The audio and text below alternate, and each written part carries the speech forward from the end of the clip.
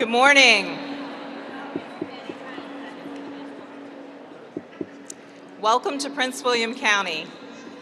I am Lisa Madron, the Executive Director of Community Services, and we are so excited to have you all here today to celebrate and share the work that has been done to increase access to mental health services in our community and in our region.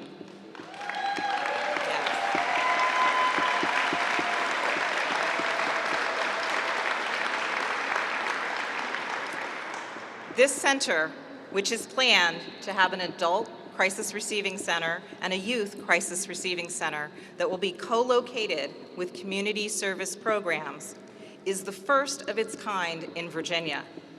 The first to plan a no wrong door Crisis Now model and to co-locate community service programs. We are so pleased to have this opportunity to come together and to discuss this transformational plan and the impact that we anticipate it will have for our individuals in our community and in our region. Before I go on with some of the introductions, I just want to let you know that we do have restrooms that are operable with toilet paper. They are in the door that has the exit sign over it in the far end of the room. So please feel free to check them out. To have so many amazing leaders and strong advocates in one room who have contributed greatly to where we are today, I would like to thank and to acknowledge each and every one of you. But as you know, Governor Youngkin will be joining us at 11:45 today, so for the sake of time, I will be acknowledging our elected officials who are here with us today. But please know, what each of you has done on this journey has not gone unnoticed, and we thank you. So from our Board of County Supervisors in Prince William County, Chair Ann Wheeler,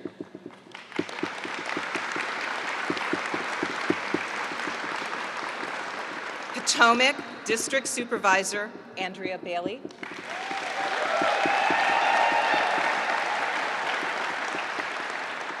Occoquan District Supervisor Kenny Bodie,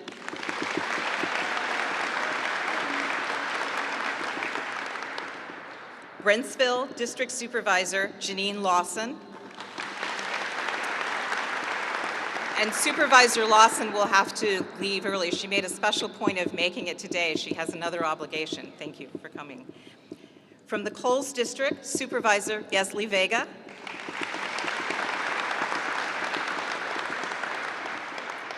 and from the Neabsco District, Supervisor Victor Angry,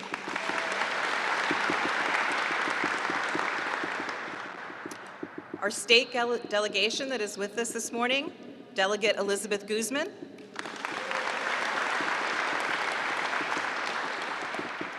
Delegate Michelle Maldonado,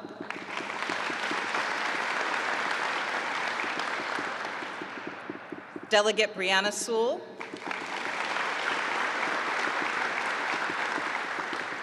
Delegate Donica Rom, and Senator Jeremy McPike,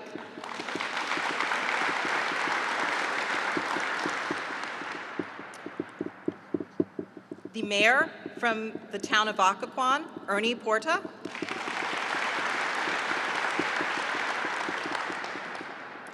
and from the Commonwealth Attorney's Office, Amy Ashworth, our Commonwealth Attorney,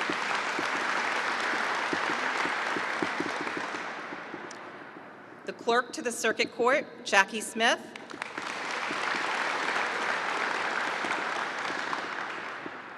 our congressional delegation representing Senator Kane, Karen Dungo,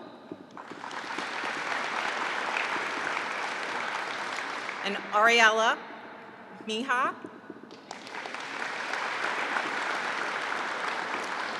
representing Senator Warner, Tanya Talentano,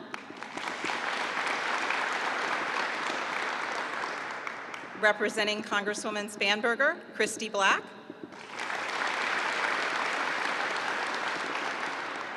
representing Congressman Connolly, Marlon Dubisson,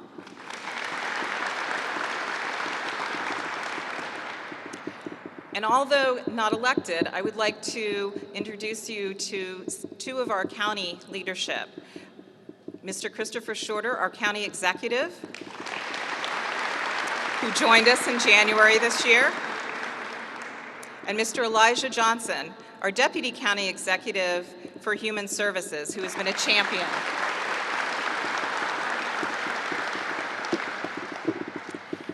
I would now like to introduce Supervisor Andrea Bailey, who will be our MC for today. There is a great deal that I could tell you about Supervisor Bailey and her background, experience, and her education. However, I would like to focus on how she has been a true champion for the Crisis Receiving Center and mental health awareness. She and I have talked at length about creating a welcoming facility that would meet individuals in crisis where they are with what they needed. While there are many programs that could enhance and expand treatment services, a Crisis Stabilization and Receiving Center, which we are now calling a Crisis Receiving Center, was identified as a gap in our community. Supervisor Bailey recognized how this would provide a place for individuals experiencing a behavioral health crisis with a place to go other than the hospital emergency department. She understood what this means to families to have individuals treated in the community and the impact that this would have on law enforcement in our communities, who often were found to spend days maintaining custody of individuals until an inpatient bed was found.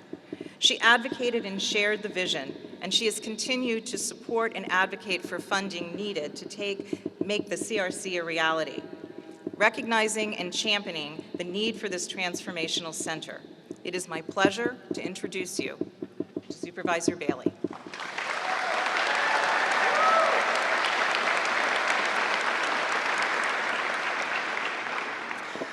Wow, good morning. Are you as excited as I am? Oh, I am so excited this morning, so excited. I just want to, if I may, start off by saying, everybody knows my mantra is, to whom much is given, much is required. This building is much, and much is required in this building for us to serve our community. And so you are seated and walking upon hallowed ground for us, for us. And so I come humbly before you, thanking you for believing in a vision for your community, that when mental health was being swept under the rug, it is no longer so.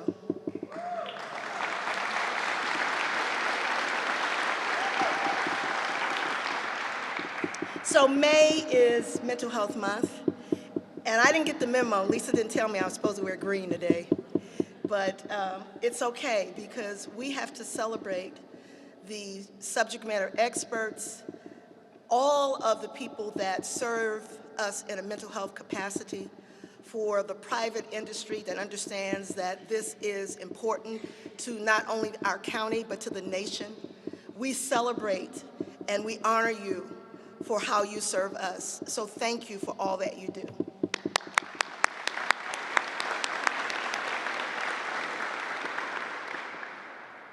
Lisa asked me to talk about the journey. And I always do what Lisa tells me to do, because she never leads me in the wrong direction. This has been a lifelong journey, and the journey really started in Prince William County when I ran for office and I was dancing around a gentle giant named Elijah Johnson. He's smiling because he knows it's true. I was not elected yet, and I went to him and I said, Elijah, we've known each other a long time, but we've got to make mental health imperative in our county. And he said, Supervisor, okay. He stepped back about 3 or 4 steps because I was not elected yet. And he had to be very respectful and careful to the process. But it is a vision, not just my vision, but it's a vision also with 93 stakeholders that came and embraced me when I said, this is what we need to do for our county. 93 stakeholders. And so I want to acknowledge those. I may not name you all, I'm not going to try, but you know you're near and dear to my heart. But there are non-for-profits like Trillium, clap as I say. Nammi, who came on board. Yes. And all the other non-for-profits, I'm a little nervous, so I'm not going to announce all of them, but 93, Voice.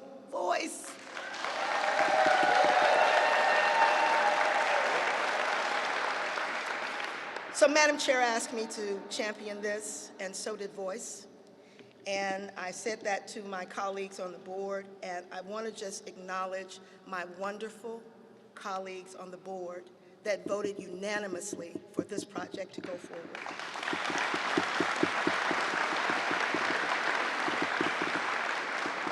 We work hard in every entity to make sure that you're served at a higher level in Prince William County.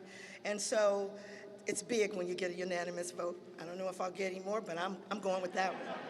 I'm going with that one. And as we prepared to put this together, we realized that we couldn't do it alone. We had the ARPA funding here in the county, but we needed to talk to our partners in the state of Virginia. And so I went to the coalition of partners, the delegation that we have representing Prince William County. And they all said yes. They all supported me. And so I honor you today for being here, and I thank you. I want to highlight Delegate Guzman. I honor you in your friendship with me. I want to highlight also Senator McPike. Marcus Alert, let's give it a hand.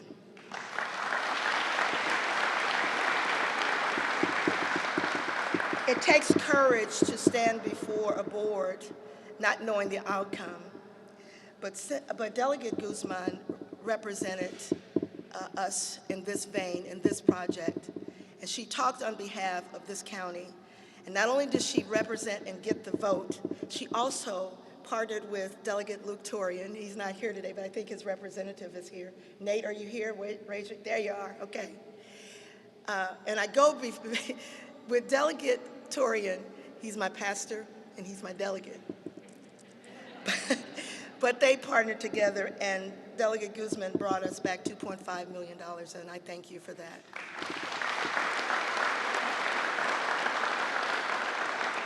So you know, everybody had a part. Delegate Sewell was the chief of staff at the time. Where is she? She was the chief of staff, and I was driving her crazy. But she smiled, as she always does, and she got everything done for us that we needed to get done. And so, thank you, my dear Sarwa. So you know, and during the course of the program, I'll acknowledge others, but this has been a journey that has been needed. As we came out of COVID, the need became exacerbated with our children, not only just with middle age, where the borderline is middle age citizens, but also with our seniors. Our seniors were in depression a lot because of COVID and being isolated. And so this is a culmination of serving not just to a specific dynamic, but to the entire demographic of our county. So as we go forward, I will acknowledge others, but I wanted to take this opportunity. I'm going to take us through without crying, but I do have my little, just in case. I'm going to introduce our speaker, our first speaker to you, who she and I were, before we became elected, we were friends. And so relationships matter.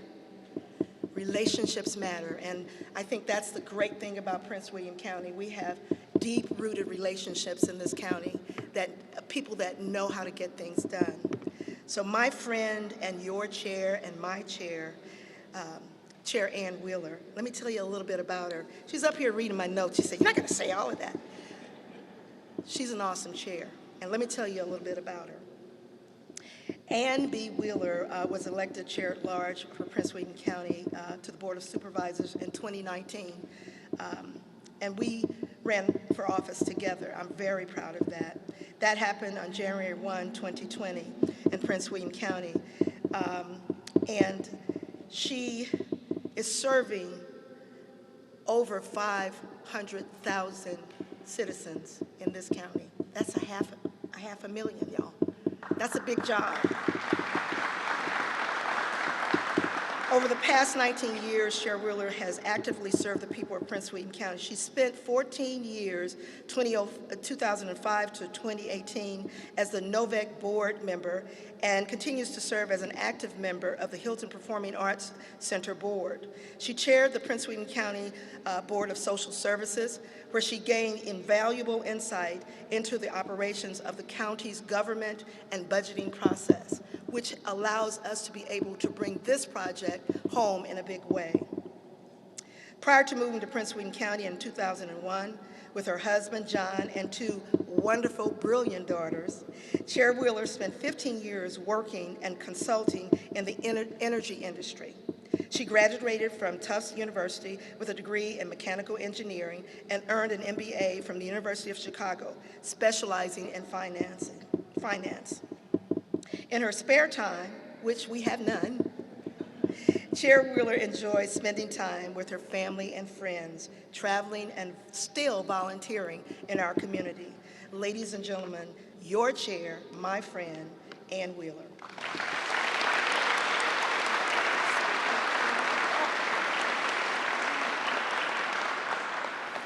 Good morning. It is a wonderful day to be here, and I will say again, I always say this project wouldn't have happened if it wasn't for Supervisor Andrea Bailey, and I just want everyone to know that.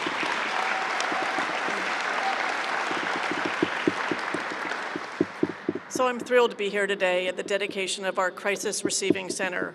This center represents a significant milestone in our efforts to address the mental health crisis in our community. We all know that mental health issues can be debilitating, and the pandemic has served to only exacerbate the situation.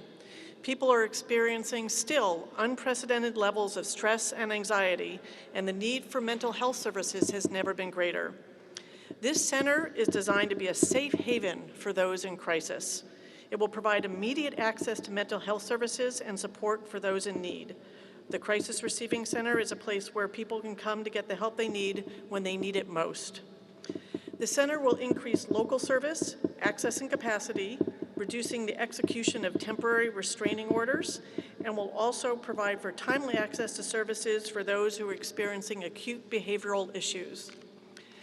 It will also reduce the burden on our public safety personnel by ensuring that dedicated mental health professionals are the ones responding to mental health crises and not necessarily law enforcement. Freeing up resources for public safety means that they can do other things in our communities that also matter for serving us. This center will not only provide critical services to those in crisis, but may also serve as an inspiration for community education and outreach regarding mental health. By working together with community partners, we can all raise awareness about mental health issues together and reduce the stigma associated with seeking help. With all this facility will do, we should take a moment today to recognize the hard work and the dedication of the team behind the center. Their tireless efforts and unwavering commitment have made this a reality today, and there's so many people here today who advocated for it and also are working to make it and come to fruition.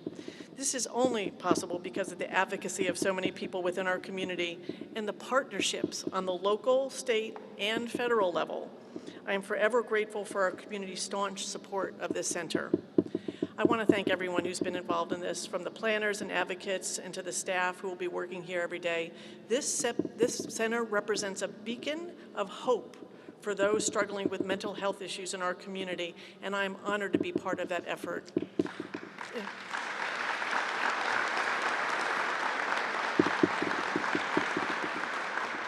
And on a closing note, sometimes people talk about the difficulty of being in public office these days, and why do we want to do it? Well, it is places like this and bringing facilities like this and bringing communities together, all together to fruition that makes sitting in public office these days worthwhile. Because I said to someone earlier, it doesn't get any better than this. So thank you all for being here to support it.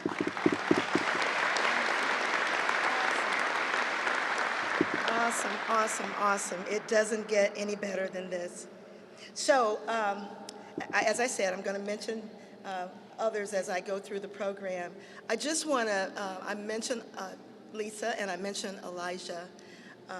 And so I want to say to the county exec, Mr. Shorter, you have an awesome CSB team, awesome CSB team. And so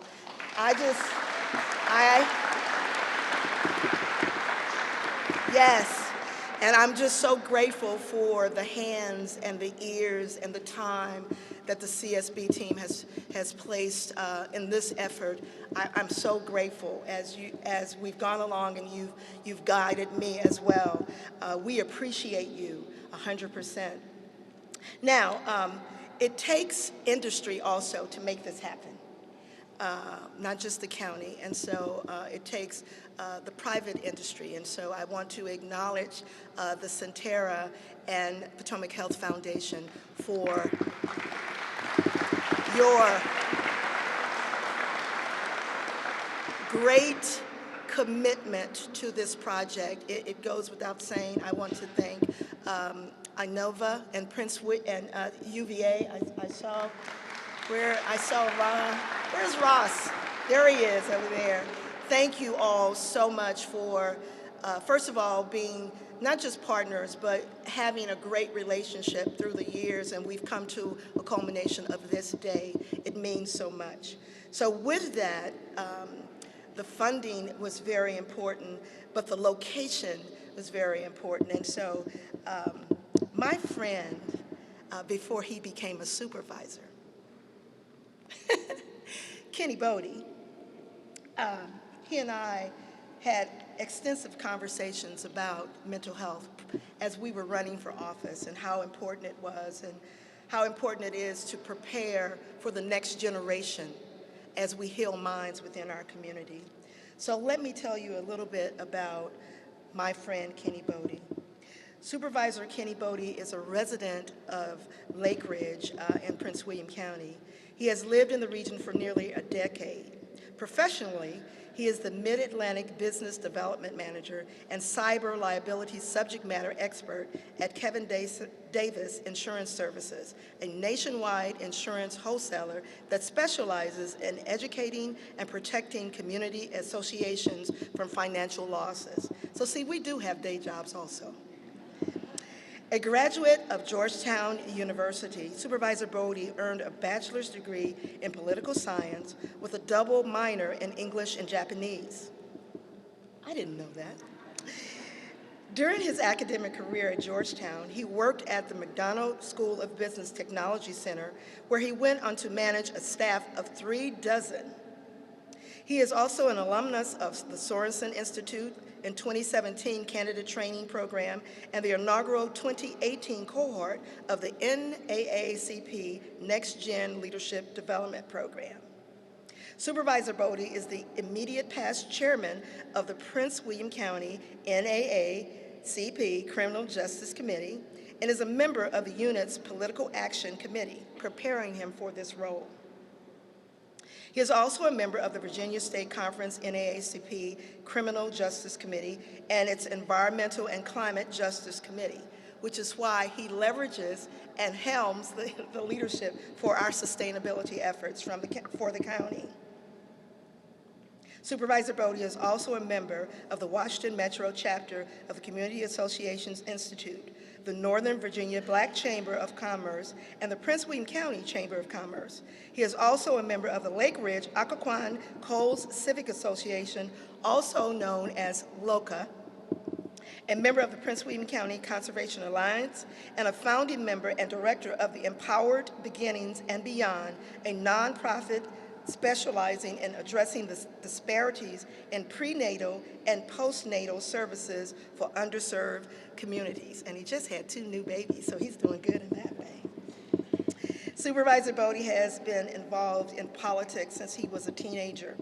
From volunteering for his local precinct on Election Day as a teenager to lobbying in Richmond for Medicaid expansion, transportation funding, increasing teachers' salaries, and criminal justice reform.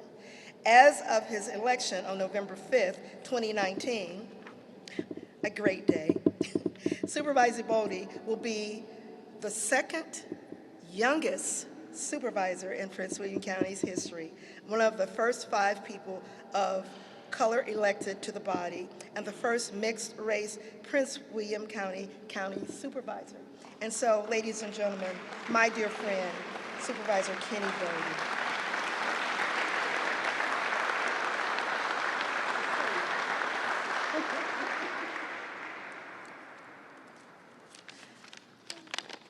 Good morning. Come on, do you all need more coffee? Good morning. Thank you for the introduction, Supervisor Bailey, and thank all of you for being here this morning. Again, my name is Kenny Bodie, Occoquan District Supervisor. I would like to thank my colleagues and counterparts at the local, state, and federal level for making this facility possible, with a very special mention to my seatmate, Supervisor Andrea Bailey. It has been her vision and her determination which kickstarted the idea of having our own crisis receiving center here in Prince William County. We would likely not be here today dedicating this facility if not for her. So can you give her another round of applause, please?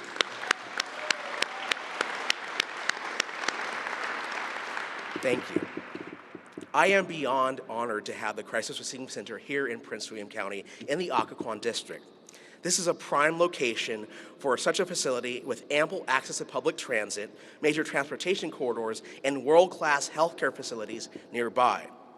This site has also become well known to the community as it served as a mass vaccination facility with another partnership we had with the Commonwealth not too long ago. Over the past few years, residents have come across the area, came to know this facility as one where they could seek protection from the COVID-19 pandemic. And in time, soon from now, they will know this place to heal their minds no matter how dark the moment is in their lives. At the same time, this isn't a triumph just for the Occoquan District or just for Prince William County. We know that mental health crisis knows no borders, and the CRC will serve as residents of the greater Prince William community and help heal the minds of the region as a whole by connecting them to holistic resources, whatever they may need at the time.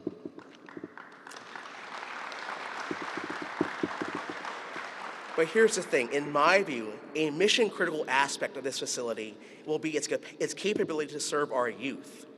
Everyone gathered here today is aware that we have an acute need to expand our support for youth experiencing mental health crises.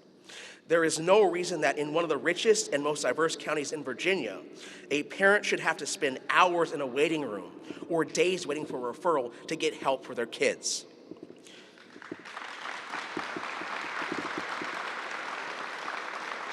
And with this facility, we go a big step towards addressing that shortcoming.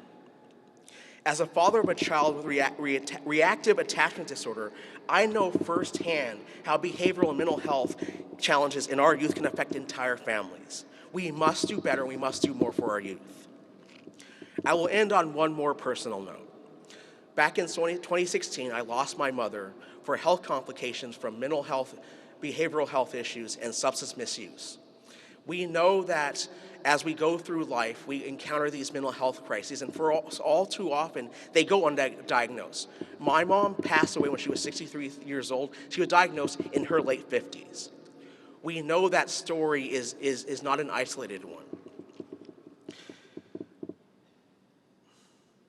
I have no doubt that if we had a facility like this when my mother was growing up, her life trajectory would be much different.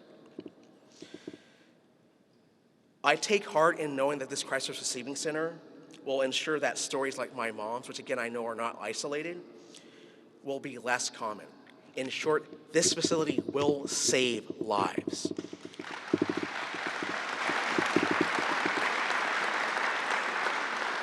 So I wanted to thank each and every one of you again for being here today, and each one of you for everything we've collectively done to make this moment possible. And again, one final thank you to Supervisor Andrea Bailey for making this possible. Thank you so much.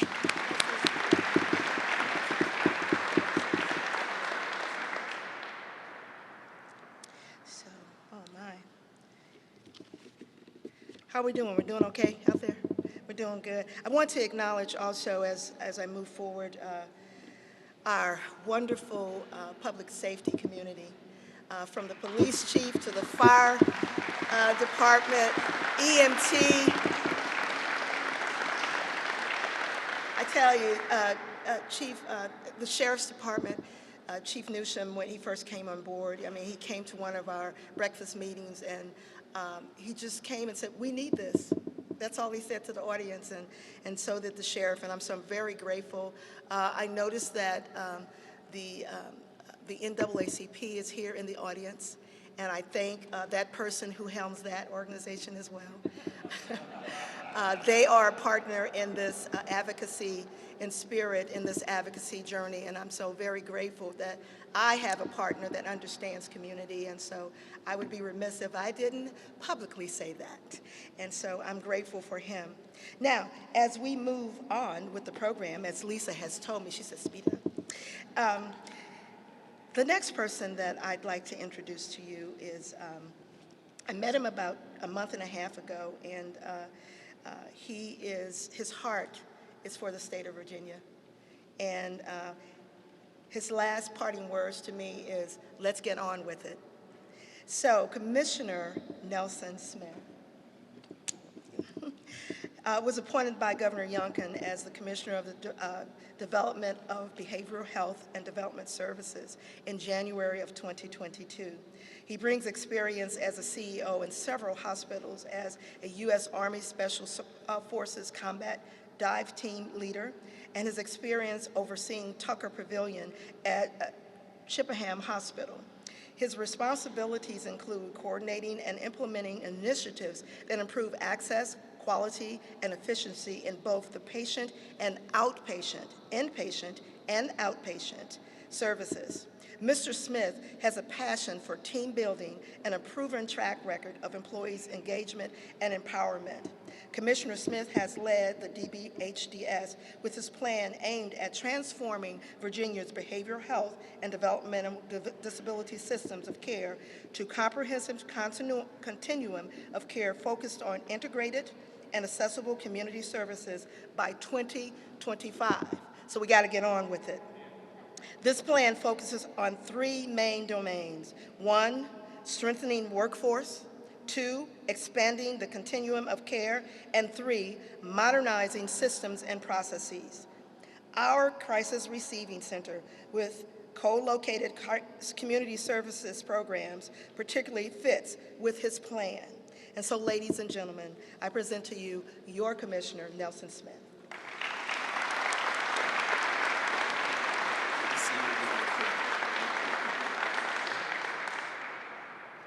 Thank you all. Thanks for having me here today. As you say in the military, there's a whole lot of brass here, yeah? For those of you who know what I'm talking about. But no, distinguished guests, thank you for coming. Friends, families, advocates, health systems. We always talk about it takes a village, and this is emblematic of that. As a matter of fact, I have the luxury of being a tourist in my own state. I'm from Southwest Virginia, but being here, I get to travel and see the best of the best. And one of the things that we look at is, the governor talks about is best in class. What do Virginians deserve? They deserve the best that the state can give them, not just, oh, that's just state government.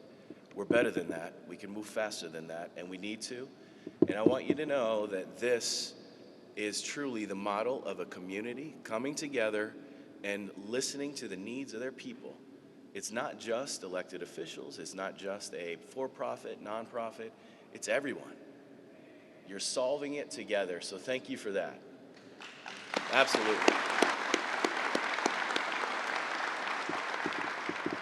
Thank you, Prince William County, for having us up here to take part in this beautiful thing that you've been working hard behind the scenes to get done. Lisa Madron and her team, tirelessly doing this. As a matter of fact, 24/7.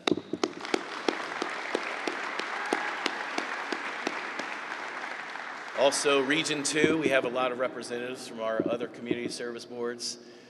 Phil, I see you back there.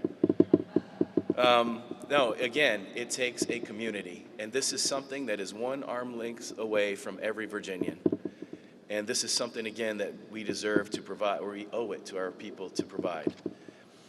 I'll just talk briefly about some of the highlights. 988. How many of you are familiar with 988? Awesome. All right, this is great. We haven't marketed full scale yet. It's a nationwide number, but I want to say it's not replacing 911, but it's a place to call when someone needs help. All too often, people don't know where to go or what to do. how many of you would know what to do if your family member or loved one is in crisis? You're going to go to the emergency room. They're not equipped, prepared, they're overwhelmed. So places like this help with that. 988 is a number that people can call and connect you to that care. As a matter of fact, here in Virginia, we lead the nation when it comes to our calls and ability to respond to Virginians in crisis. As a matter of fact, in March, we received about 5,700 calls in 1 month. We're able to resolve about 93% of those on the line with an in-state answer rate of 97%. So if you can imagine, let's say 6,000 Virginians are calling per month to 988, that we're able to help them with just a few minutes to listen to what they need. So that's someone to call. 988 consists of 3 things: someone to call, someone to respond, and somewhere to go. Someone to respond is mobile crisis teams. Have you heard of the governor's plan of Right Help Right Now? It consists of 6 pillars. It's over a period of the next few years, but the pillar for the biggest pillar is 988 in our crisis array. The idea is that we want to fully fund and deploy 70 mobile crisis teams. So not only do we need someone to answer the phone when someone's in crisis, but if we can't resolve it on the phone, then we have mobile crisis teams that can meet a Virginian where they are in their community, whether it's in the street or it's in their home. Amazing. We bring the care to them. The goal is we want to resolve about 70% of those in the field. If we can't, then we can bring them to a place like this, somewhere to go. This is a place that it's a beacon for people who did not know where to go before. Across Virginia, we have about 11 crisis receiving centers. And I want you to know this is what we're looking at as the model for Virginia's crisis system.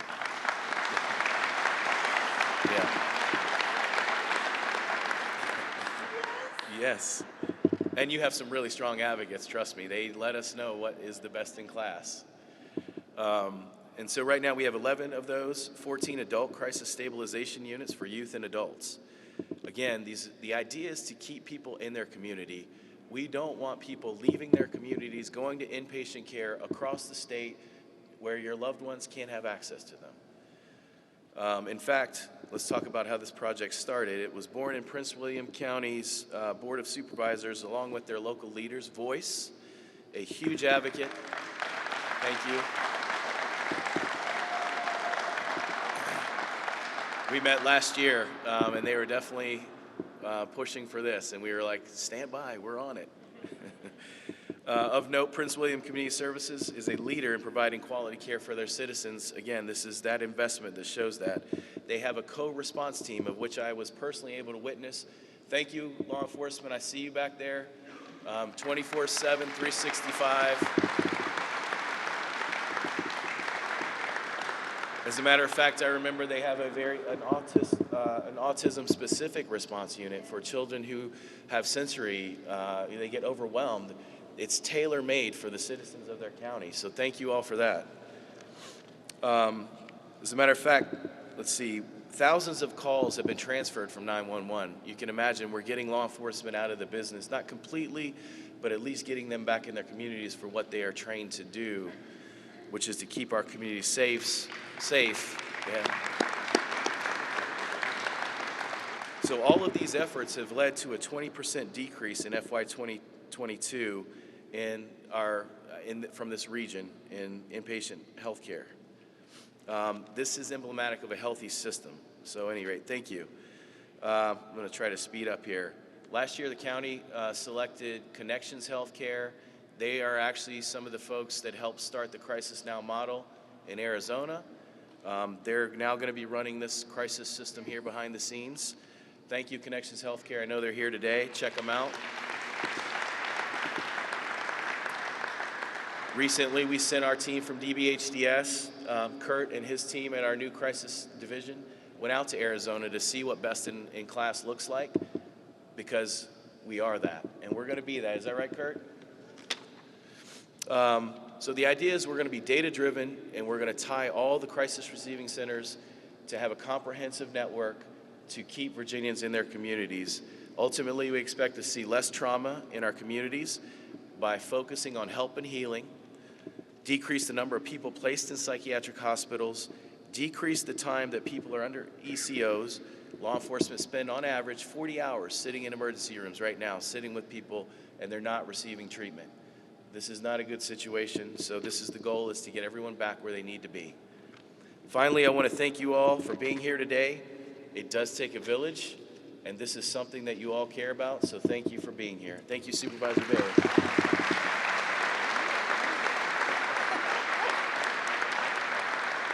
Oh, my.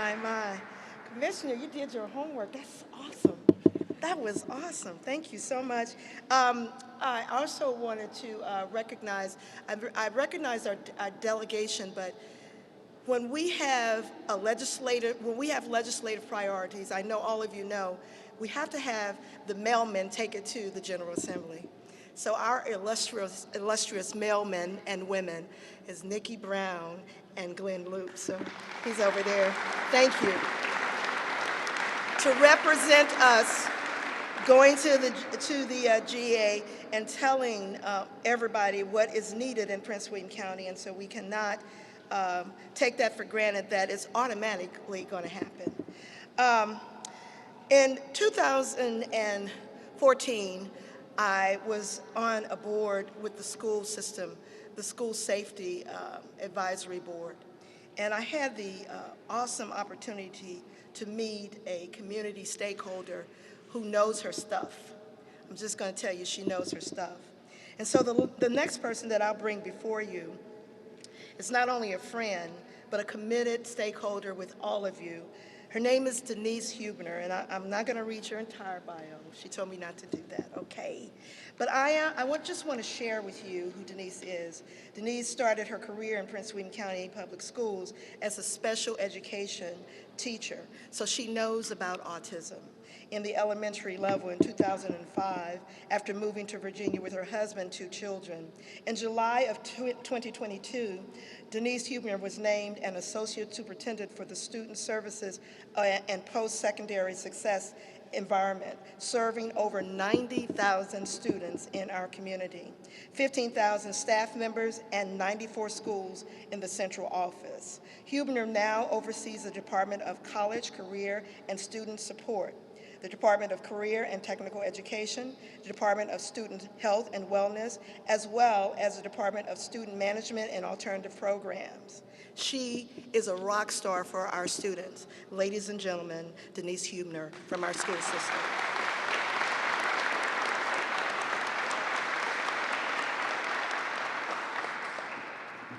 Wow, that was really, really nice.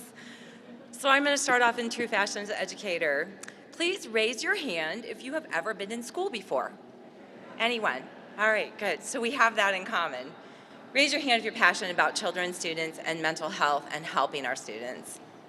All right, so I'm among friends. So when I got the invitation to come and speak today, I was like, yes, yes.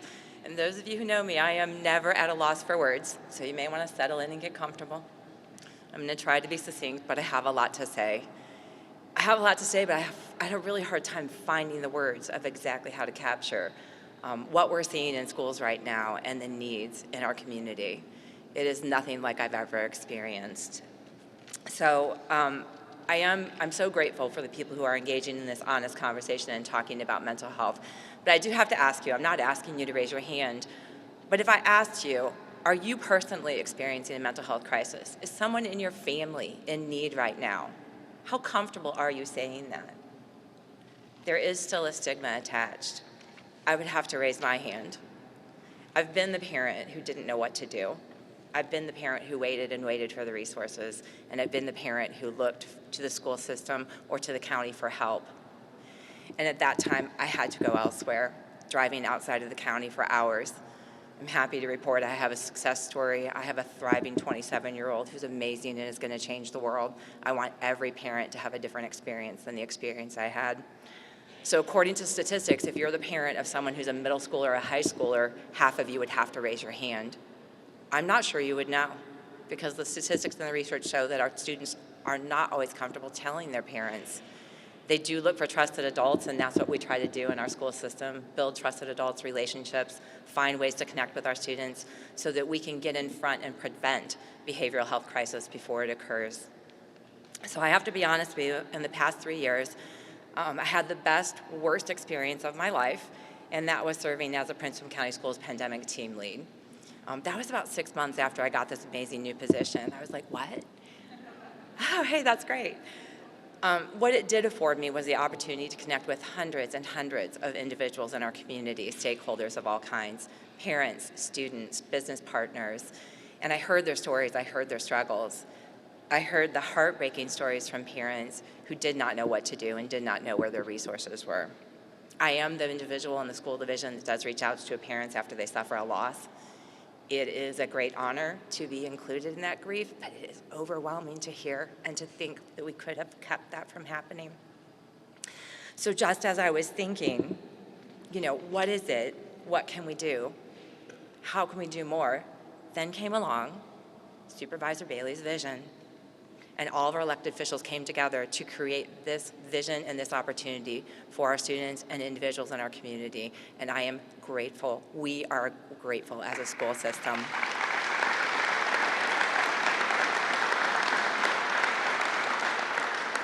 The CRC is a game changer for our families. There are great, great things happening in Prince William County. One of those great things that's happened in Prince William County Schools is our amazing superintendent, Dr. McDade.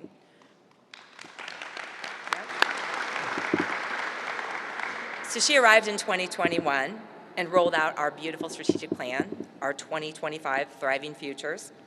Under the leadership of Dr. McDade, we've made a commitment to a safe and caring environment.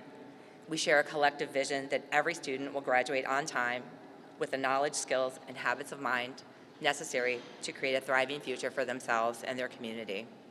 As part of this plan, we're committed to a positive climate culture in our schools and committed to well-being of the staff and our students. We want every student to feel seen, empowered, be well, and feel cared for. This will help our students tremendously.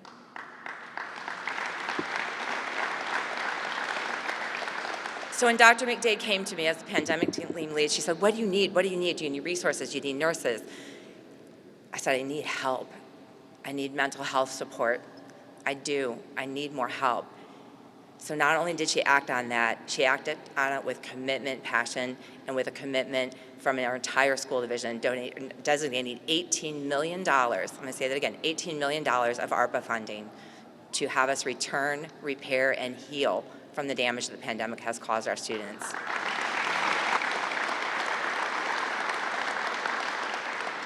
This did allow us to form a comprehensive response to our students and our staff to heal from the trauma and to remove the barriers to learning, but we are not a treatment center. And I'm going to say that again. We are a school system. Our core business is education. We are not a treatment center. We knew that there would be challenges, as it was a historically challenging time. We had no way to anticipate, though, how significantly impacted our students would be from both the pandemic and the social injustices that occurred during the pandemic. These are historically challenging times. So as a result, we do see the impacts on our school family every day in schools. Our elementary students are showing unusual rates of high anxiety, clinginess. They have bouts of anger, unexplained.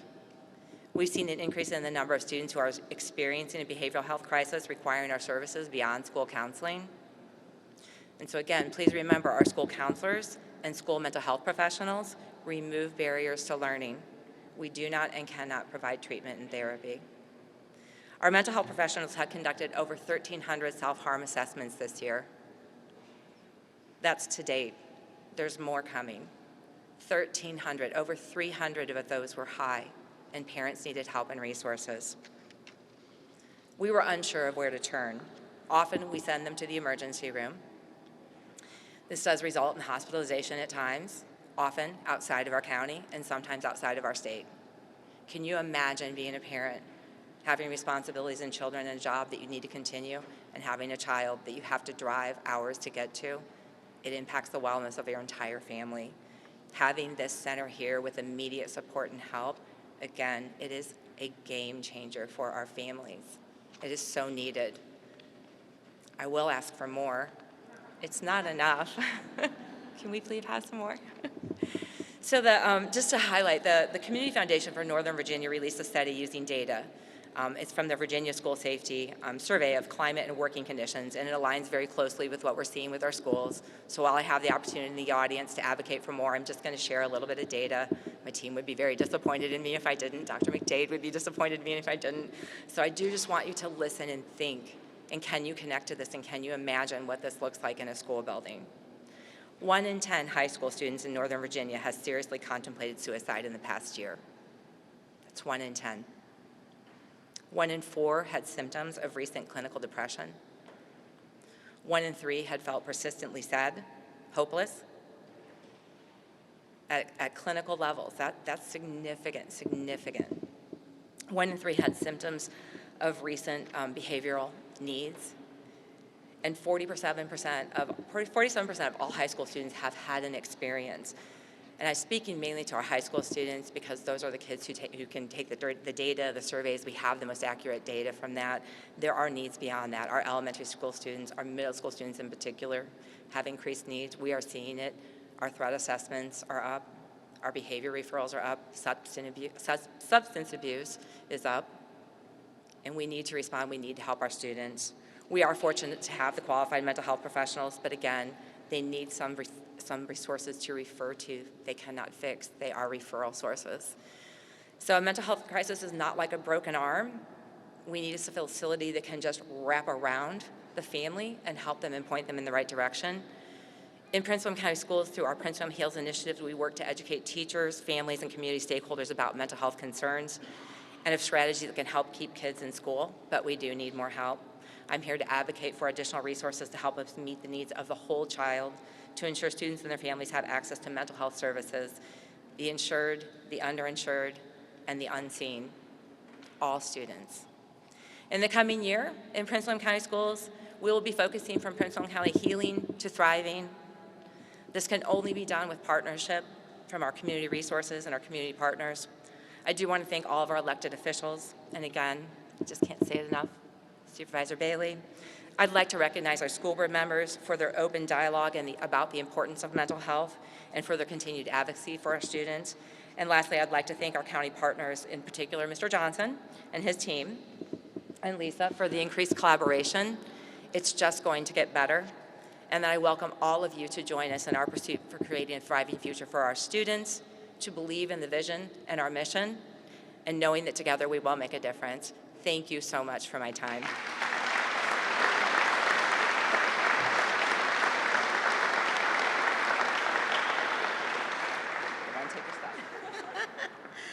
Awesome. Thank you so much. She's awesome. She's awesome. As we are transitioning to our next speaker, I just recognize people are still coming in. Isn't that wonderful? People are still coming into this wonderful facility. I wanted to acknowledge, I think I see Delegate Candy King in the audience. Thank you so much for your support. Delegate King has a special needs child as well. And Councilwoman Salonial Miles, I want to acknowledge the towns, Haymarket, Dumfries, oh my God, Quantico, Occoquan, and Quantico. Your mayors, where's Ernie Porter? I think I saw Ernie. Ernie was here. They all came in those 93 stakeholders, and so I'm just so thankful. Also with our school system, we have a very large and historical military base called Quantico. Anybody know about that?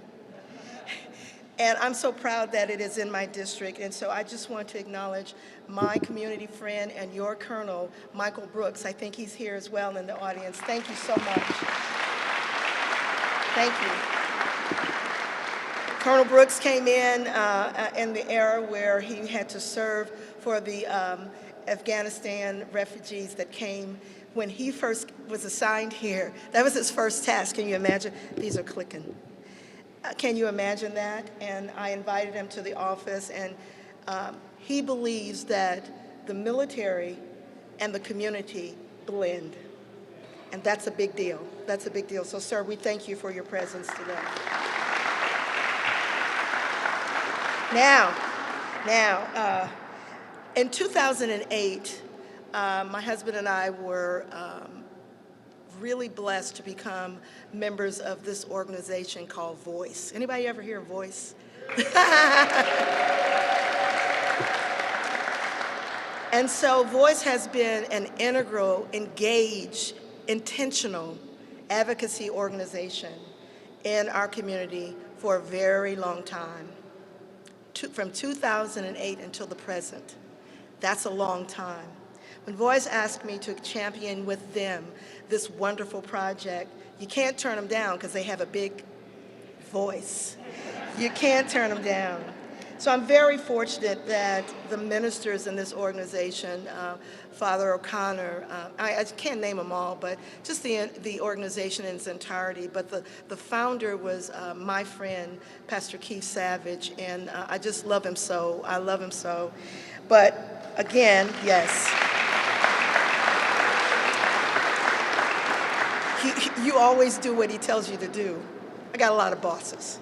So, but today we're going to bring forth to you the pastor of Little Union Baptist Church, who has became a friend. He's the youngest of 10, and he has a very interesting story that he is not ashamed to tell. But he is very integrated in the project. But he's also a huge advocate for mental health. And so, ladies and gentlemen, I bring before you another one of my pastors, Pastor Michael Sessoms.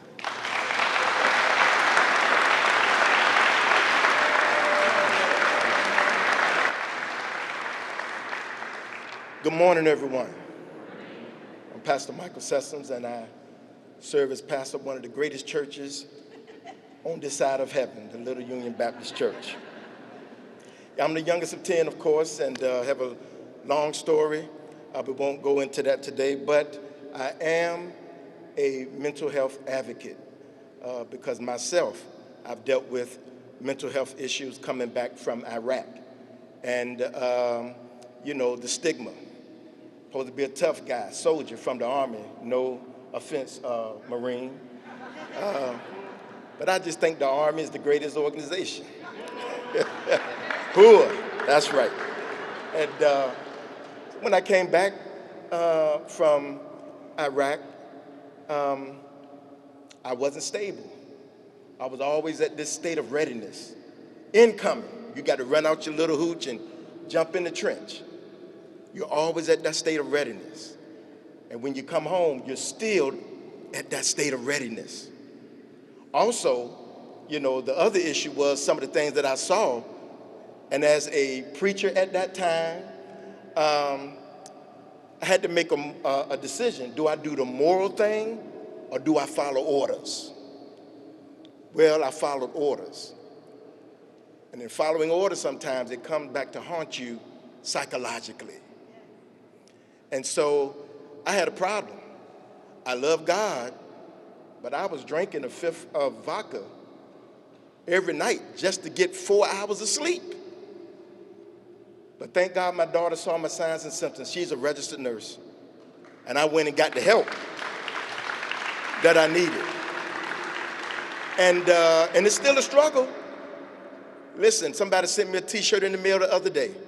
I love God, but I also have a therapist. I should have brought it with me today. So I appreciated that. But I also serve as a strategy team member of Voice. And I just want to ask all the members of Voice that are here, will you stand? All the members of Voice.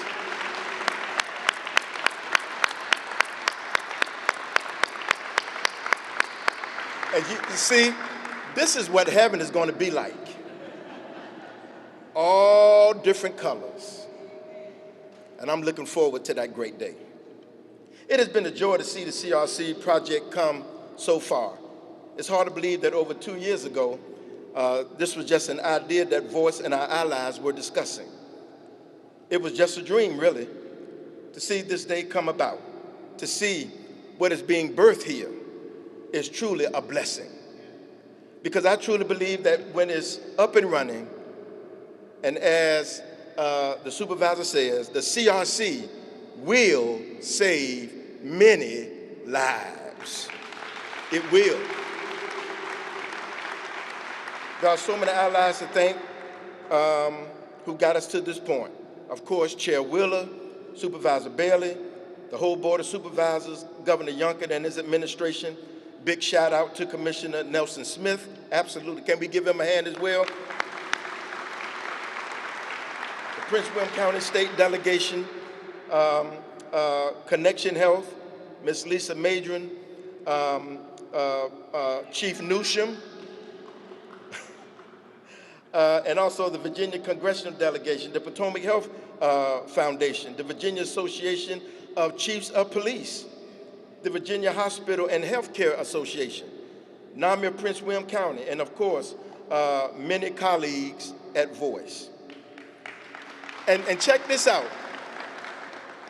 In this partisan world that we live in today, this has truly been a team effort, and it was bipartisan at that.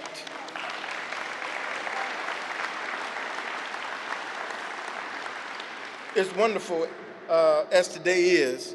I would like to use my time to rally us to keep it going, to make this crisis receiving center even stronger and position it to save even more lives.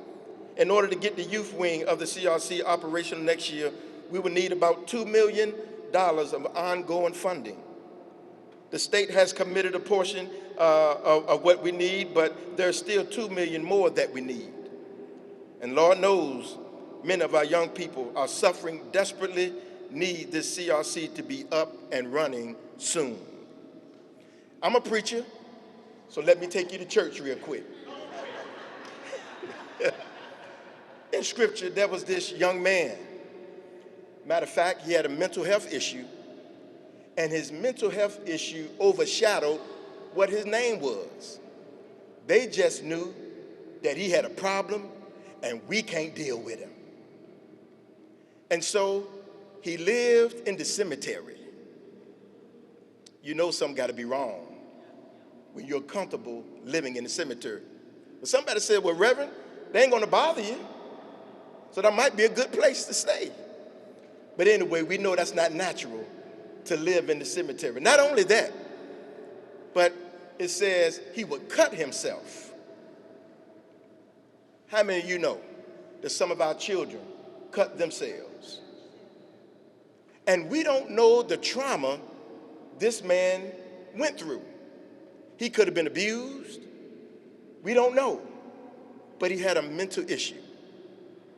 But the good news is somebody didn't criminalize him. Somebody didn't stigmatize him. And that was our Lord himself. He ministered to this man, and the man got whole. And he wanted to follow Jesus. But Jesus said, no, you don't need to follow me.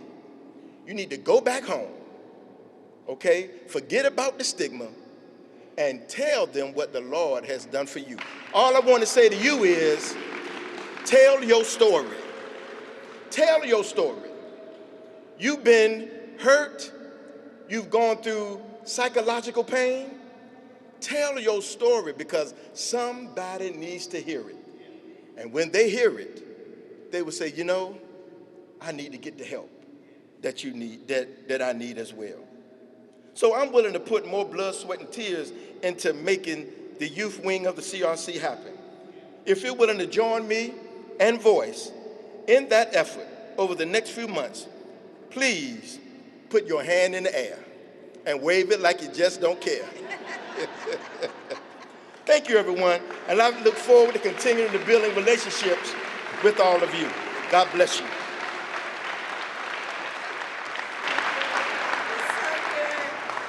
See, we have fun while we're working as well.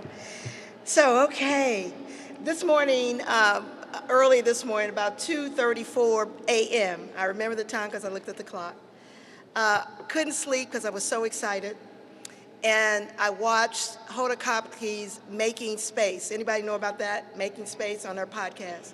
And it was Oprah Winfrey and Maria Shriver on, and they talked about holding space, making space in the environment for great things to come. We are making space for great things to come.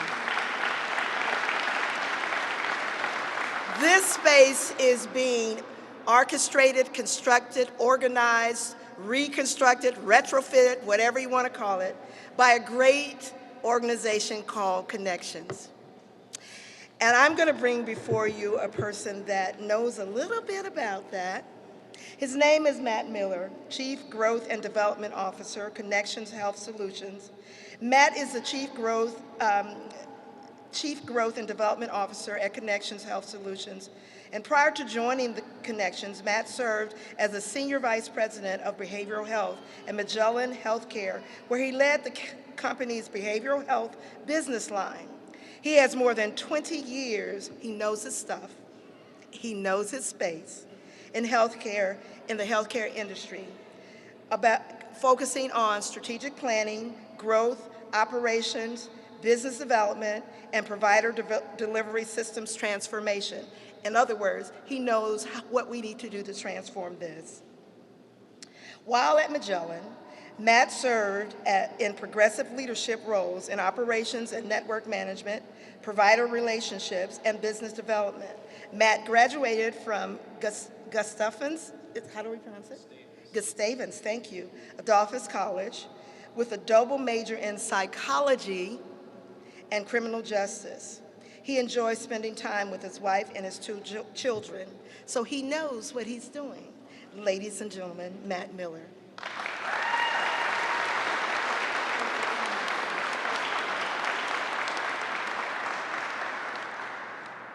Good morning. Thank you very much. As mentioned, I'm Matt Miller, Chief Growth and Development Officer at Connections Health Solutions. I'm honored to represent Connections and our organization and a number of our team members here today. As we join the community here in Prince William County in bringing a dedicated behavioral health crisis response center to the area. I'd like to congratulate and commend Prince William County leadership, especially Chair Wheeler, Supervisor Bailey, and Lisa Madron, for their unwavering commitment to addressing and solving for a growing behavioral health need in the community. The work being led in this community and the care that it will be delivered in this center will save lives and will get people the care when they need it and right when they need it. I'm excited to share a little bit about Connections and what we do and what you can expect from us when the Crisis Response Center opens. So a little bit about us. Connections Health Solutions is the leading innovator in behavioral health crisis care. For more than 30 years, our person-centered approach has ensured people in crisis get the care and they get it quickly. We operate two of the country's largest and most studied behavioral health crisis centers today. Industry experts and leaders, including the Substance Abuse and Mental Health Services Administration, or SAMHSA, as well as the National Council for Mental Wellbeing, have adopted our model as a national best practice due to our commitment to quality and a true no wrong door philosophy.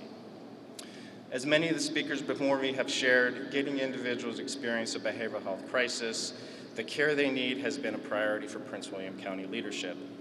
Currently, the immense strain on psychiatric beds and resources in the community are forcing individuals to seek care in emergency rooms or ending up in jails out of necessity. Some wait hours or days for treatment, while others may get discharged or sent home without receiving complete treatment or a full behavioral health follow-up plan.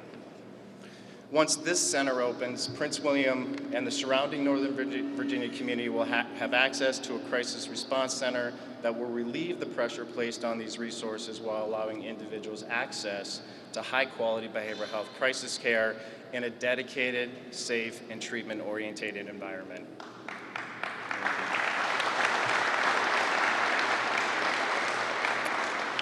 So whether an individual comes to the center through the walk-in urgent care or in the care of first responders, and thank you to our law enforcement partners that are here today, we make sure they receive respectful, personalized treatment that is proven to promote the best health outcomes.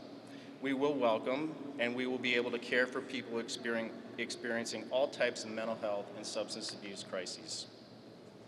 Connections is in our name for a reason. We not only stabilize individuals in crisis, but we connect them to community resources such as housing, transportation, and other social services and social determinants of health designed to keep them on the path to recovery. Unique to this center is that many of the resources needed for individuals to continue their path to recovery will be co-located within these four walls, allowing for accelerated follow-up and follow-through for each one of the individuals. Dedicated behavioral health crisis care, like that provided by Connections, is proven to support reduced rates of hospitalization and psychiatric patient boarding in emergency departments. Additionally, communities will, with access to best practice, we're bringing the best. Access to these best practice services to see a reduction in law enforcement involvement in behavioral health crisis and fewer arrests, and individuals receive care in more appropriate settings. In short, better access to crisis care delivers a positive impact to individuals and communities. We're pleased to be part of this community and to join in Prince William County's focus on providing dedicated behavioral health crisis care to all those who need it. And with that, it's my privilege to turn it back over to Lisa Madron. Thank you.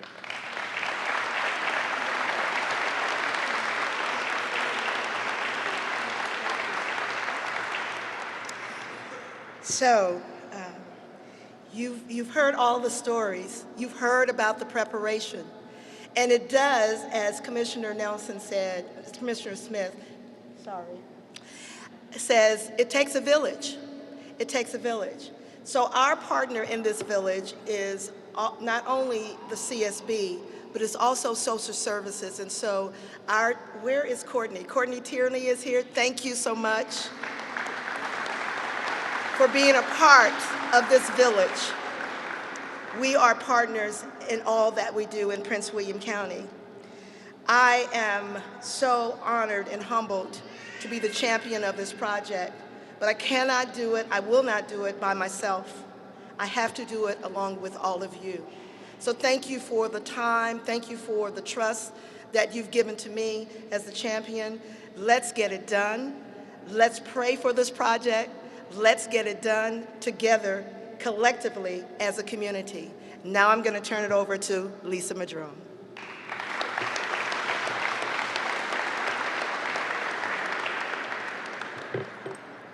Thank you. To give you a sense of how this building will be filled with our CRC and co-located community services programs, at the conclusion of our program today, we're going to invite you to take a tour of the building.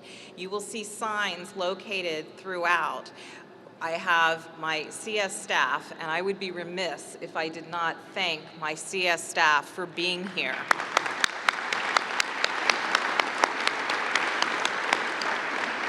And our CS board chair, Tim Oshiki, is here. And I want to acknowledge the county facilities and management, Matt and his staff that have been here that have really helped this project. But as you go through the building, we have set the posters for our CS programs as well as Connections, the youth and the adult CRC, where they will be, that actually go through those doors. We want you to take a tour, to talk with the programs, to find out what they'll be doing in this building soon. We also will invite you to share your wishes and your hopes for those who will be using these services in this facility by writing down your intention for this center. You will see we have framed canvases that we will use as pictures throughout the building. We will intentionally, prominently feature these posters that you sign for your intention for our individuals that will be walking into our crisis receiving center or our community service program, so that they'll know that they are supported and are on the right path for getting the care that they need. We believe that your intention setting will be empowering and positive for these individuals, possibly serving to remind them of their aims, goals, and that healing is a process and they're not alone. So to start this intention, I would ask Supervisor Bailey and Chair Wheeler to please come to the table and use one of the markers there to write your intention. If you could please. As they are writing their intentions, I would like to take this opportunity to thank our funders, our congressional delegation, our state delegation, the Department of Behavioral Health and Developmental Services, the Potomac Health Foundation, and Prince William County for providing build-out and startup for this project. We are expecting to receive a total of $20.7 million in one-time funding.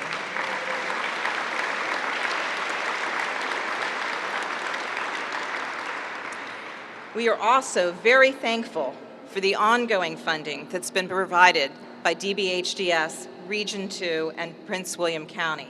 We have $5 million in ongoing funding and are still hopeful that we will be able to receive another $2 million in ongoing funding that is needed to fully fund the youth component of the CRC. But we are, thank you for that. But we are incredibly grateful for the generosity of so many that have helped us to be able to serve our community in such a transformational way.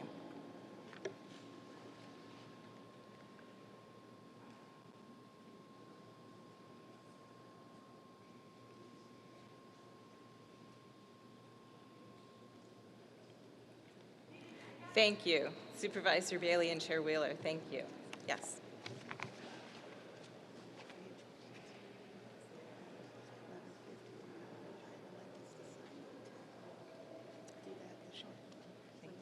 Thank you. I'm just being told that the governor is very close at hand. So as we wait, we would like you at some point to be able to sign, but may I start by having our elected officials come up and please sign your intention on one of the canvases.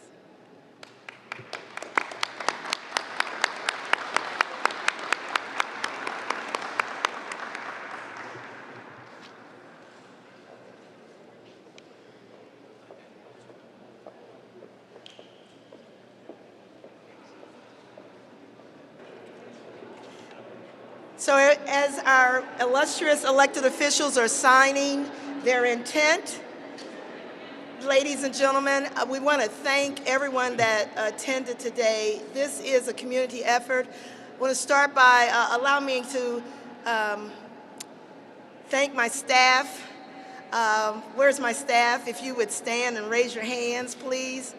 Where is my staff? Thank you so much. If you were an appointee on either the Department of Social Services Board or the Community Services Board, Social Services Board or the Community Services Board, if you are an appointee, please stand. We want to thank you for your efforts as well. Thank you so much. You know who you are. It's great to see you today. For the technical assistance that we have today, thank you so much for making us look good and speak good. We are grateful. We are very, very grateful. So I'm going to turn it back over to Lisa. I just want to acknowledge those. Oh, and lastly, let me thank the press for being here today, because it's a big deal. It is a big deal. And I just want to say, as a journalism major, you rock too. You rock too. So Lisa, please.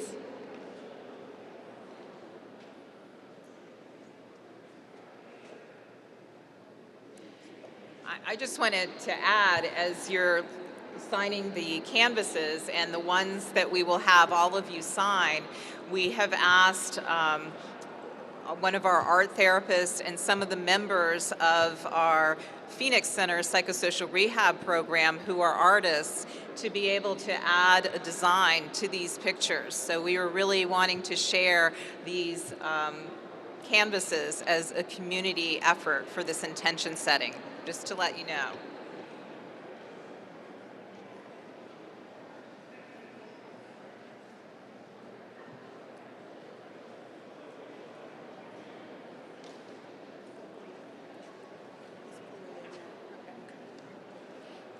I'm hearing that the governor is just pulling in, so he should be with us in just a few minutes.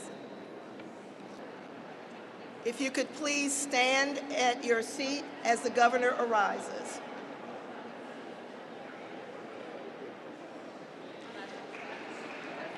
Yes.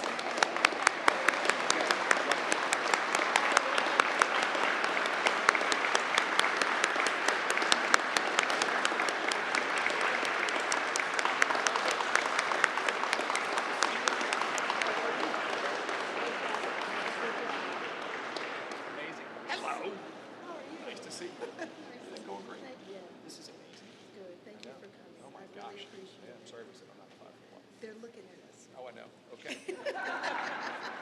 Just hanging out. So, where do you want me to go? Right here. You want to start out? Nice to see you. Thank you. Okay, perfect. I'll go here and we'll swap seats. Governor Youngkin, welcome to Prince William County. Great. Thank you. Thank you. Please sit down. Please. How's everybody? I'm going to introduce you. I know you're very familiar with our governor, but just there might be some things that you haven't heard about recently. Governor Glenn Youngkin was born in Richmond and raised in Virginia Beach. He is a homegrown Virginian with humble beginnings, from washing dishes to support his family to being named a co-CEO of one of the world's top investment firms. The governor knows what it's like to work hard, and his determination to succeed him earned him various awards on the basketball court and full athletic scholarship to college. After earning an engineering degree at Rice University and his MBA at Harvard Business School, Governor Youngkin and his wife Suzanne moved to Northern Virginia.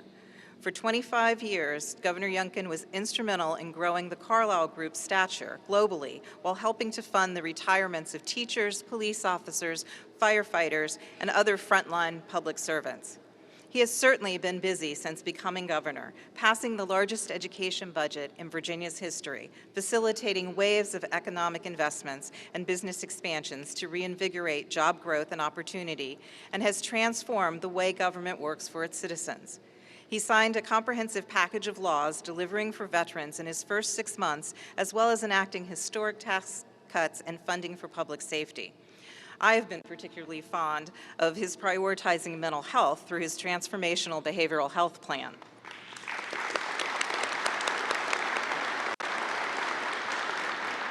Governor Youngkin has been married for over 28 years to Susanna Youngkin, a devoted leader in nonprofits and charitable causes, and together they are dedicated to their 4 wonderful children.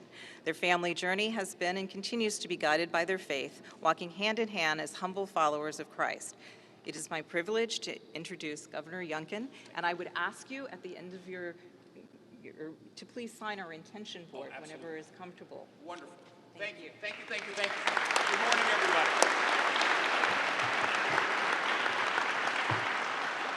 So I know we've already had a full day of celebrating, and I am so pleased to be able to join all of you to really acknowledge, but more so, celebrate the bringing together of so many different capabilities, resources around one vision, which is to have a crisis receiving center here in Prince William County that will fundamentally change the way services are delivered to citizens in Prince William County when they have behavioral health needs. Thank you all very much for all you're doing. There are so many folks that have had a critical part in this, and I know that everyone has already been acknowledged over the course of the morning. And so I just want to first begin by thanking the leadership in Prince William County. Thank you for having the fortitude and the vision to press through and to procure this enormous and perfect site, but also to make sure that all of the ingredients to build a best-in-class crisis receiving center were incorporated in the planning. And that is the key. It's more than a giant open space that echoes. It's designing it in a way that meets the needs of the many citizens who every single day need services, need support, and need care. I want to thank all of my colleagues in the General Assembly. Thank you all for your tremendous support of behavioral health. And I will say, very quietly, please send me a budget so that I can, in fact, sign our behavioral health initiatives and get this done.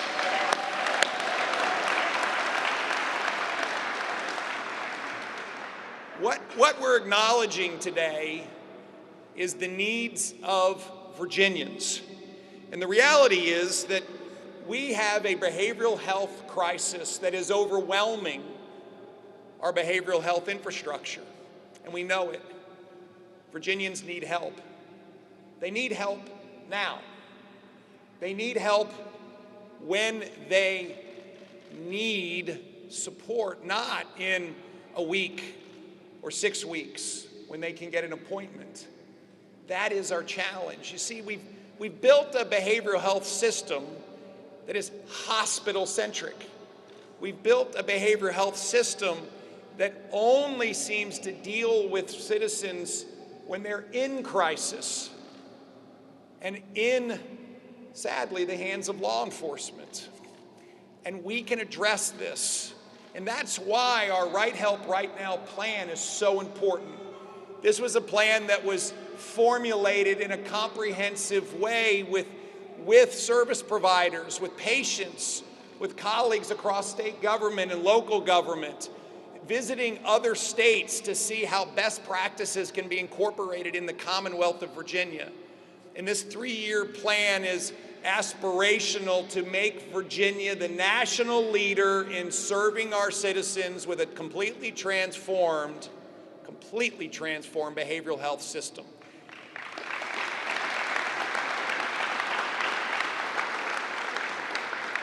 And it starts in year one. In year one, we build capacity.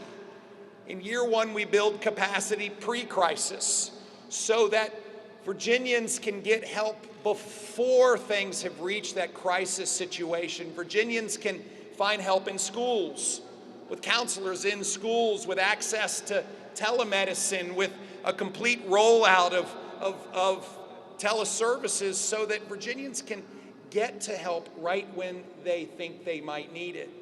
It's a huge investment in capacity in crisis. Mobile services to go to where Virginians are. Crisis receiving centers like this extraordinary one across the Commonwealth of Virginia.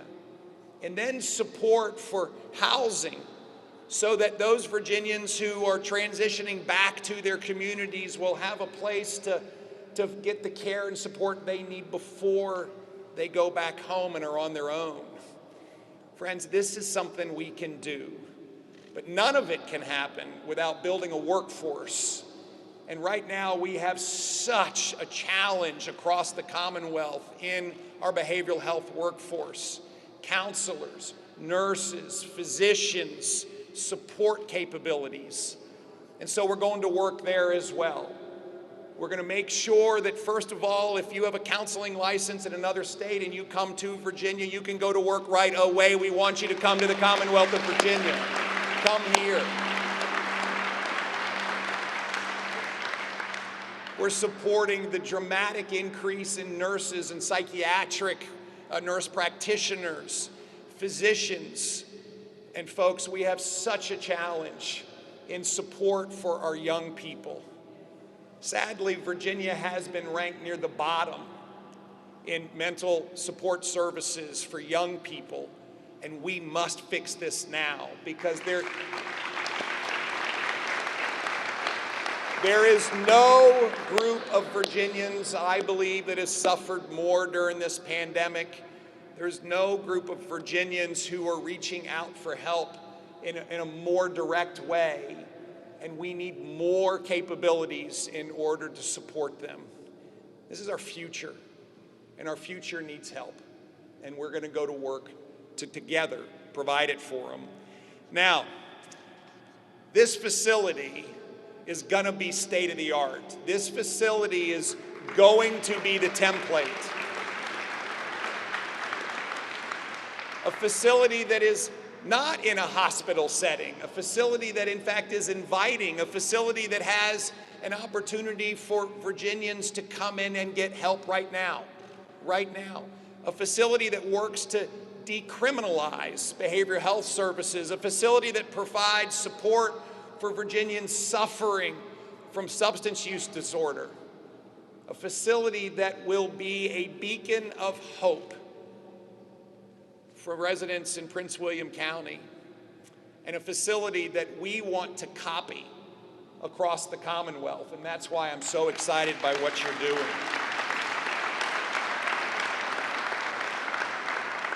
You know, sadly today, what happens to so many Virginians in crisis is they are brought into our criminal justice system. Over 21,000 court orders for temporary detention orders across Virginia in 1 year. Friends, that's an extraordinary number. And where do they have to be taken? To a hospital setting. Well, what happens in that process is that 58 people a day, on average, are having to wait 43 hours in order to get the help they need. This facility will change that immediately, where they can get the right help right now. I am so encouraged by the collective work that has been done in order to bring this facility to reality. And I know we've got a lot of building to fill up this great vacant space, but we can envision how it's going to work. We can see people hugging and caring. We can see healthcare providers working together. We can see Virginians who come in needing help, getting help. I do think we should paint the walls a different color.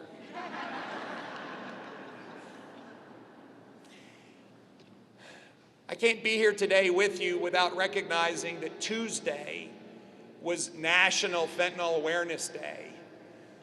And I'm struck by the importance of acknowledging the deadly crisis that fentanyl poses across our nation, but here in Virginia. And I am so pleased that we were able to collectively work across the Commonwealth to raise awareness, in our young people that one pill can kill, to have 60 training sessions so that the administration of the life-saving Narcan can be taught to so many folks. We can, in fact, revive, which is the name of the training program. The First Lady and I have gone through it. I encourage everyone, please do this.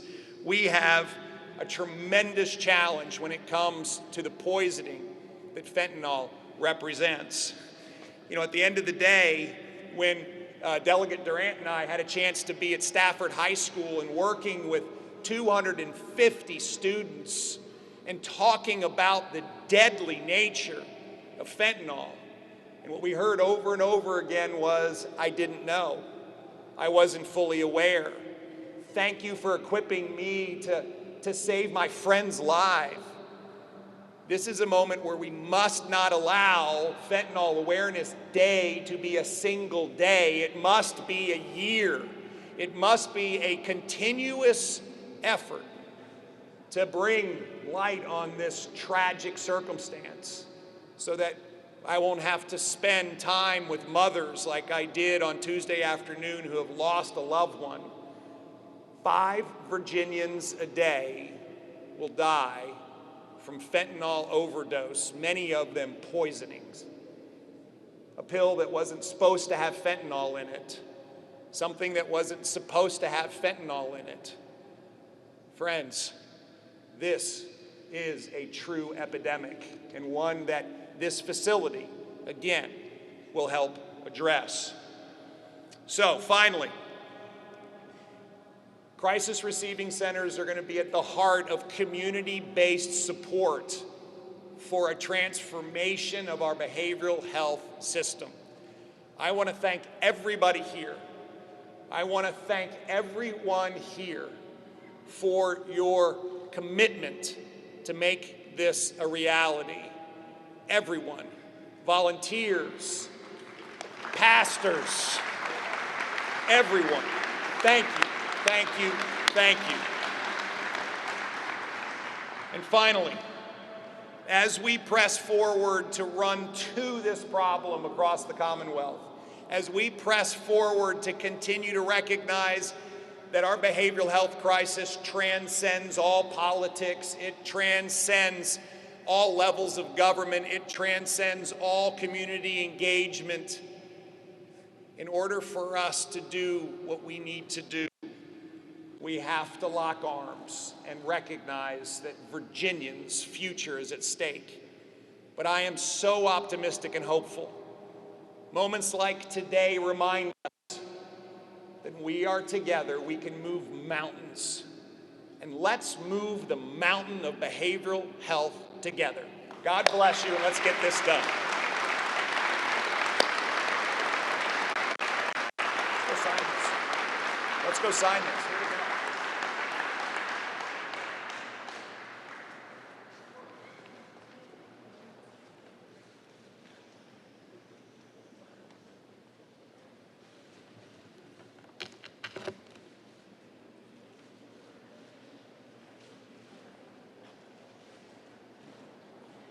Thank you again for coming today. Thank you to all of our speakers. And now we invite you to please, there are more pictures over there for you to sign your intention. Please do take the tour and speak to our programs and connections that are here.